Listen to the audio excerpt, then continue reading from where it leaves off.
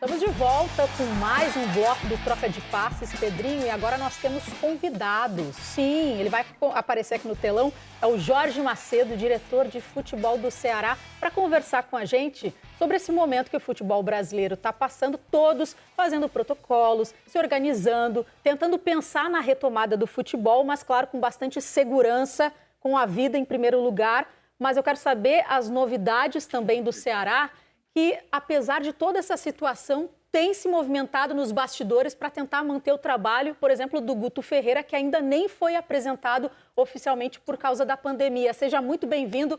Boa noite, Jorge. Boa noite, Karine. Boa noite, Pedrinho, Luzete, Rafael. É um prazer estar conversando com vocês. É um período, né, muito complicado ainda, né, de uma incerteza muito grande, mas já estamos se preparando, né, para, se tiver essa retomada, começar os trabalhos com toda a segurança. Então, já estamos criando aí uns protocolos, né, da área de saúde e algumas medidas, né, de proteção para que todos, né, não só os atletas, mas também todos os membros do staff, né, consigam dar uma sequência boa aí no trabalho. Quero só perguntar se realmente vocês pretendem voltar aos treinamentos em maio. Existe esse planejamento? Como vocês estão lidando com isso?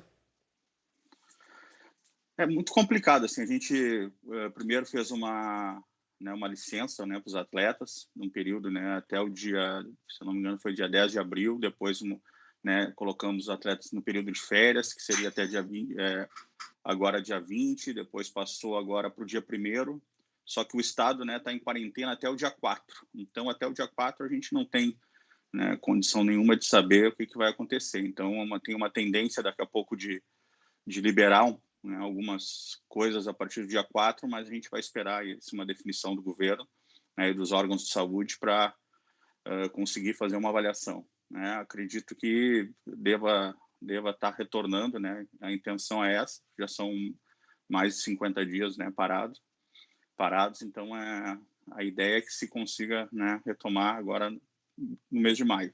As atividades, agora a questão dos jogos é outra, né, é muito mais complicado, é muito mais complexo. Então, eu acho que deve se retornar aos treinamentos nesse mês e aí depois vai se avaliar, né, se vai conseguir ter os jogos ou não. Então, Jorge, esse retorno, né, provável, né, de dia 4 dos atletas aos treinamentos, esses protocolos, eles são autorizados de treinamento, tá? Não é de retorno aos jogos oficiais, de treinamento. Eles têm autorização dos órgãos de saúde, é uma pergunta. E se vocês mantêm uma relação com os órgãos de saúde com questão de perspectiva, porque é muito difícil para vocês também trabalharem com hipóteses. E às vezes vocês podem acelerar um processo e a pandemia pode dar pode ser agressiva novamente em um certo momento e aí ter que dar 10 passos para trás novamente. Qual é a relação com os órgãos de saúde, perspectiva, se esse protocolo de treinamento está dentro da autorização dos órgãos? A gente vem conversando, nós temos o nosso diretor médico, né, o responsável pelo exame médico, o Dr. Gustavo, que está em contato permanente, né, com os órgãos de saúde, está elaborando esse protocolo junto à Federação Cearense, né, a CBF, todos os órgãos, estão tendo várias conversas entre todos os médicos de todos os clubes, né, de Série A e Série B, montando esse protocolo muito parecido com o que já vem sendo utilizado na Europa. E nós só vamos retornar se tiver tudo dentro, né, dos padrões, né, tudo autorizado. Acho que o principal é a gente estar preocupado com a questão da saúde. Eu acho que o retornar aos treinamentos, né, vem depois. Então, está sendo tudo feito dentro né, das melhores medidas possíveis. Losete, está contigo.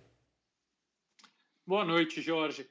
É uma coisa meio maluca no Brasil, porque é um dos países onde não há um discurso uníssono em relação ao que fazer na volta, a relaxamento de quarentenas ou de isolamentos, ao prolongamento.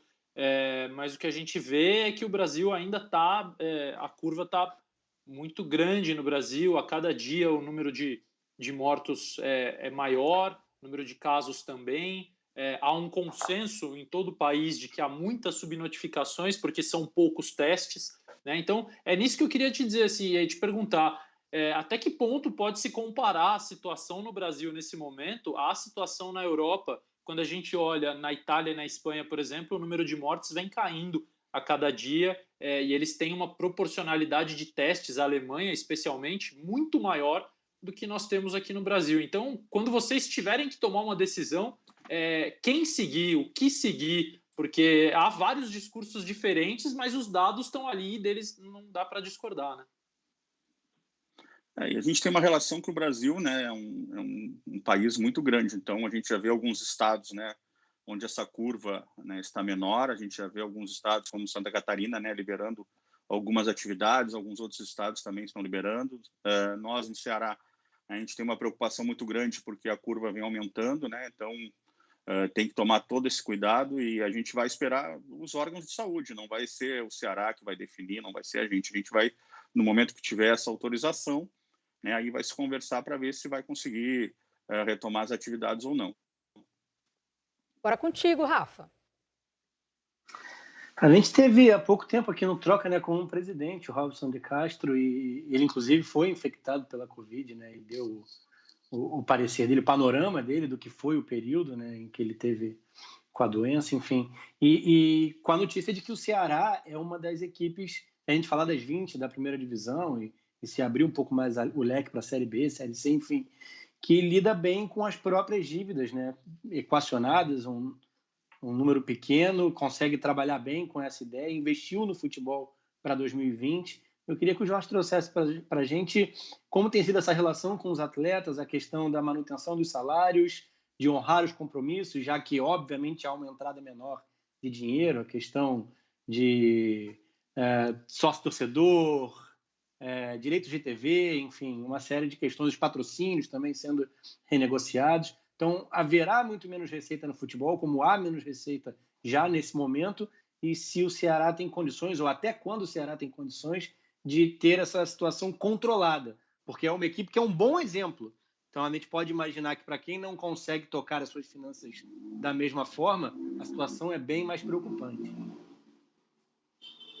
Não, o Ceará vem honrando todos os seus compromissos, né, já há muito tempo. Acabamos, né, de terminar os pagamentos do mês de março agora, e agora, né, vem o mês de abril. O presidente está fazendo um esforço muito grande, né, para honrar esses compromissos do mês. Fizemos um acordo com os atletas e já está tudo acordado, né, de uma redução salarial e de um acordo também de um parcelamento mais, né, a longo prazo. Alguns funcionários, né, a gente vem entrando na medida do governo, então agora essa perda de receita é muito grande, né? Então a gente já se estima em mais ou menos em torno de 5 a 7 milhões que poderiam ter entrado, porque, né, principalmente na questão da bilheteria, que vinham grandes jogos agora nessa fase. Nós tínhamos um clássico onde o Ceará tinha um mando de campo, né, a Copa do Nordeste, e a questão do sócio-torcedor, né, a marca própria. Então vai ter um prejuízo grande.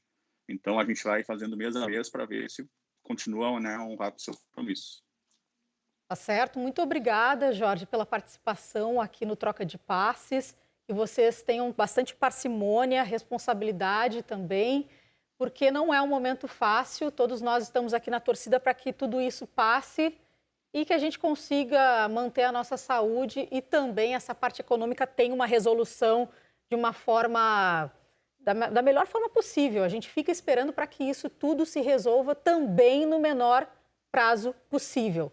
Uma boa noite para ti e fique em casa se possível.